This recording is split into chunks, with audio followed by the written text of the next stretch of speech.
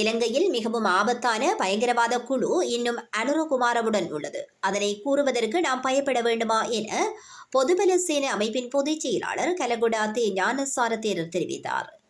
தற்போதைய அரசாங்கத்தில் பலர் முஸ்லிம் தீவிரவாதத்தை வளர்ப்பதில் குறிப்பிடத்தக்க பங்களிப்பை செய்துள்ளதாக கூறிய அவர், இலங்கையில் செயல்படும் பல இஸ்லாமிய தீவிரவாத குழுக்கள் தற்போதைய அரசாங்கத்திற்கு ஆதரவு அளிப்பதாகவும் குற்றம் சாட்டுகின்றார்.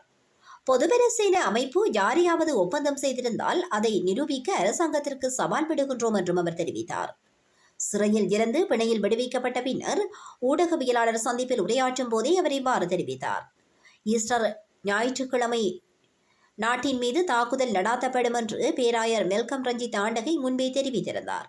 ஆனால் அந்த எச்சரிக்கை புறக்கணிக்கப்பட்டதாக ஞானசார தேரர் தெரிவித்தார். ஈஸ்டர் தாக்குதலுக்கு முன்பே பேராயர் தன்னை சந்தித்து நீண்ட விவாதங்களை நடாத்தியதாகவும் சாத்தியமான அச்சுறுத்தல்கள் குறித்து எச்சரித்ததாகவும், ஆனால் அந்த எச்சரிக்கை புறக்கணிக்கப்பட்டதாகவும் அவர் குற்றம் சாட்டினார். தாக்குதலுக்கு முன்பே நாங்கள் கர்தினாலை சந்தித்து அவருடன் விரிவான கலந்துரையாடல்களை நடாத்தினோம். சாத்தியமான அச்சுறுத்தல் குறித்து அவருக்கு எச்சரித்தோம். ஆனால் அவர் எங்கள் எச்சரிக்கையை புறக்கணித்து விட்டார். பொதுபல சேன அமைப்பின் பொதுச் செயலாளர் என்ற வகையில் தாக்குதல் குறித்து சம்பந்தப்பட்ட அதிகாரிகளுக்கு தெரிவிக்க எங்களுக்கு அதிகாரம் இருந்தது. ஆனால் நாட்டின் பாதுகாப்பு படைகளை கட்டுப்படுத்த எங்களுக்கு அதிகாரம் இல்லை.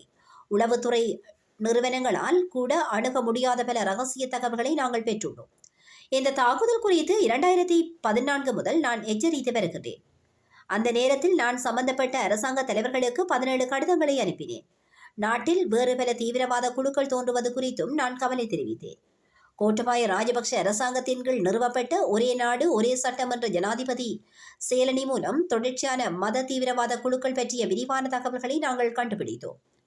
அரசாங்கத்தின் எந்த உதவியும் இல்லாமல் இந்த தகவல்கள் அனைத்தையும் நாங்கள் சுயாதீனமாக சேகரித்தோம்.